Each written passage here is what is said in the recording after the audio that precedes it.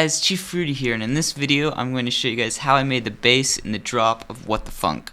This was a song that came out a little while ago, and I worked on this with Six Sided, and I hope you guys enjoy this. So first is I have a sample of the bass here.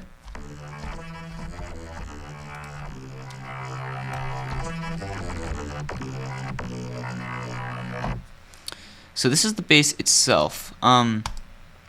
And how I made it to get really gritty like this is a lot just by boosting the mids right here. A lot of that thickness is in the mids or to low mids, not necessarily in the bass. Because let me get another EQ to not mess with that one. See, if you boost the bass, it can still get really thick, but that doesn't really fit in a mix very well. In the mids, that's really that frequency that I really like, that gets stuff really thick. That's what I used a lot right here. You can see I even cut out a lot of treble, only to add it in over here. Now that might seem counterproductive to take out the treble here and add it in over here, but the reason why I actually purposely did it this way is because when you cut the treble here, it has this shape for the highs.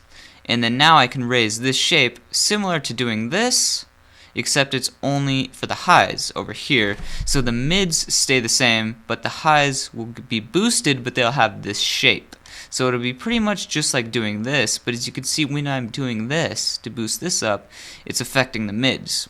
And I didn't want it to affect the mids, so I actually took out the highs here, like reduction. As you can see with the 7 right here, is reducing the highs, and I boosted it over here with this this EQ, so it would have that same shape.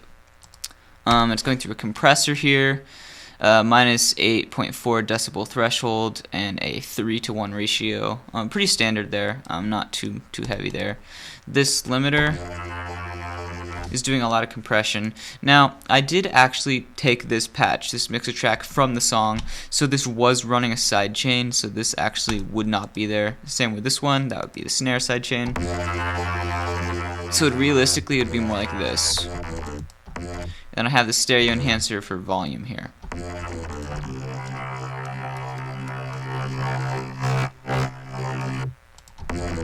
That's the mixer track.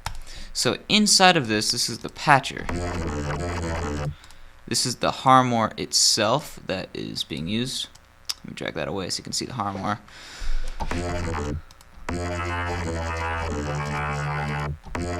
So the first thing is it's fully on the A side. It has some prism amounts. Frequency is 2.0. As you can see, there's not too much going on here. There's some distortion. The pitches drop down. It has a modex going through the envelope. The modex is mapped to the frequency up here.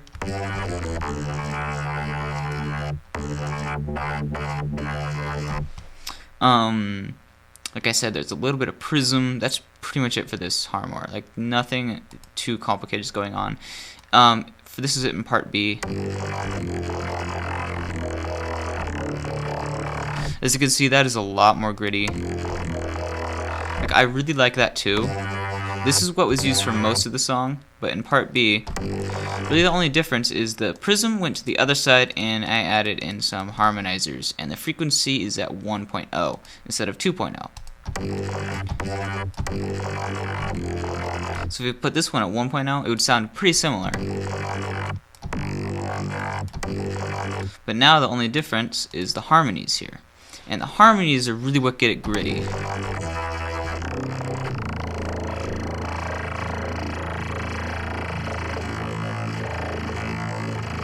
And in the song, in the second drop, it actually does change between these a little bit.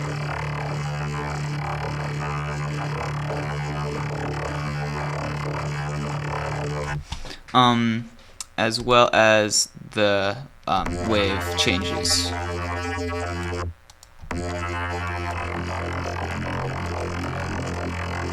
And what I mean by that is the wave changing is I automate it from a saw to square sometimes. So that is it in the Harmor. And in the Vocodex here,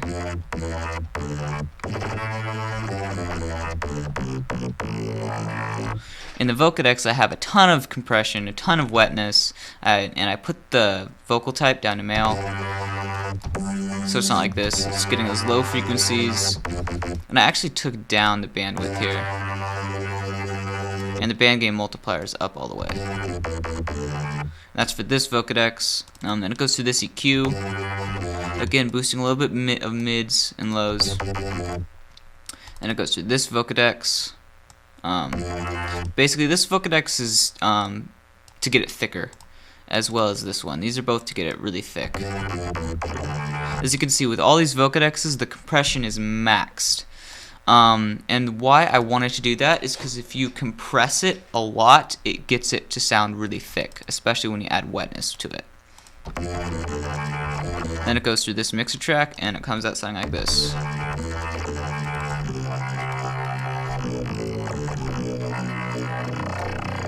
I still like this sound a lot more. So yeah, pretty cool stuff. And I have the song pulled up here. This is the bass in the context of the song.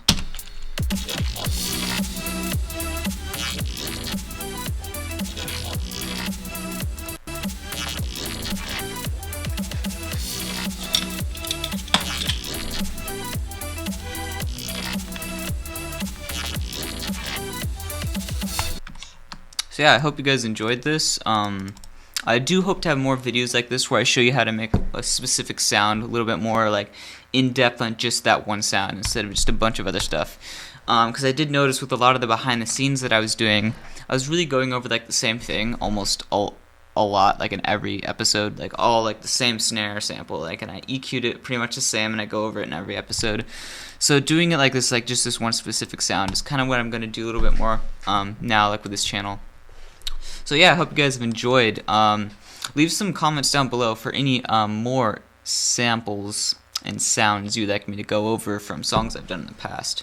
So yeah, that's pretty much it for this video, guys. Until next time.